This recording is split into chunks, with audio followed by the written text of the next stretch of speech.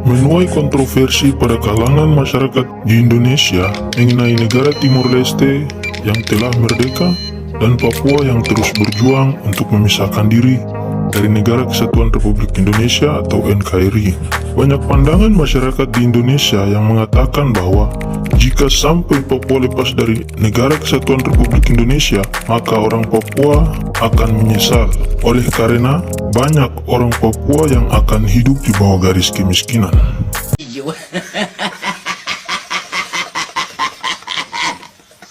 And I don't know. Ada juga beberapa pandangan yang digiring melalui isu-isu tertentu untuk tujuan yang sama, melalui video dan komentar-komentar. Akan tetapi, jikalau kita tekun dan cermati pandangan dan pendapat-pendapat yang terus digiring berulang-ulang, sangatlah tidak logis dan terlihat dengan jelas hanya mengada-ngada. Pandangan ini telah membuka ruang pro dan kontra, bahkan di kalangan orang-orang Papua. Namun untuk lebih lanjut, Sarp ingin menjelaskan tentang apa itu buser disertai cara kerjanya. Buser adalah orang yang memiliki pengaruh tertentu untuk menyatakan suatu kepentingan. Buser dapat bergerak dengan sendirinya untuk menyuarakan sesuatu, atau bisa jadi ada sebuah agenda yang disetting dalam menyuarakan sesuatu kepentingan.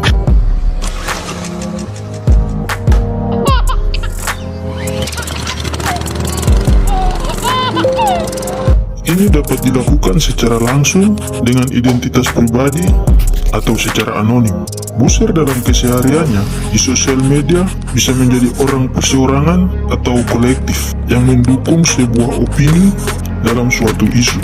Guna mempengaruhi pendapat pengguna media sosial, buser biasanya akan bekerja secara kolektif untuk menyuarakan hal yang sama. Seperti yang telah disebutkan di atas, buser juga adalah sebuah jasa atau orang yang dibayar untuk mempromosikan, mengkampanyekan, atau mendengungkan sesuatu. Istilah buser ini telah ada sejak lama, namun di Indonesia ini baru mulai mencuat setelah pemilu 2019.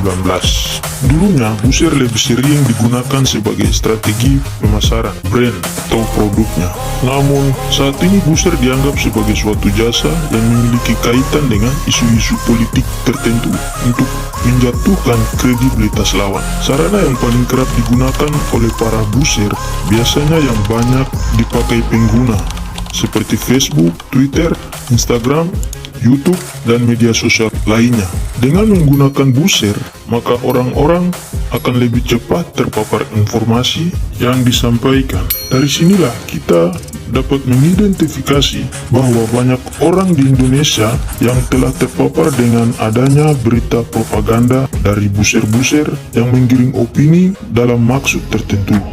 Cara kerja buser, misalnya ada satu akun yang mempunyai followers atau subscriber. Nah, akun ini kemudian dibayar oleh satu lembaga untuk membuat konten atau berita yang memiliki kaitan dengan isu-isu tertentu. Dengan demikian, para followers dan pengguna media sosial yang secara tidak sengaja menyimak dan menikmati konten tersebut langsung terpapar dengan adanya informasi atau berita tersebut. Ada juga para buser yang hanya seorang diri, tetapi dia mempunyai akun sampai ribuan. Namun cara kerjanya begitu kolektif untuk menyuarakan hal yang sama. Jadi, dilihat dari khalayak orang banyak dengan satu pandangan yang sama, maka dapat dipastikan bahwa pandangan yang mengatakan orang Papua akan menyesal jika terlepas dari Negara Kesatuan Republik Indonesia atau NKRI, dan pendapat-pendapat lain melalui komentar-komentar untuk menyuarakan hal yang sama adalah suatu opini yang digiring oleh satu lembaga atau yang lain-lain. Buser biasanya bekerja secara daring atau virtual di media sosial.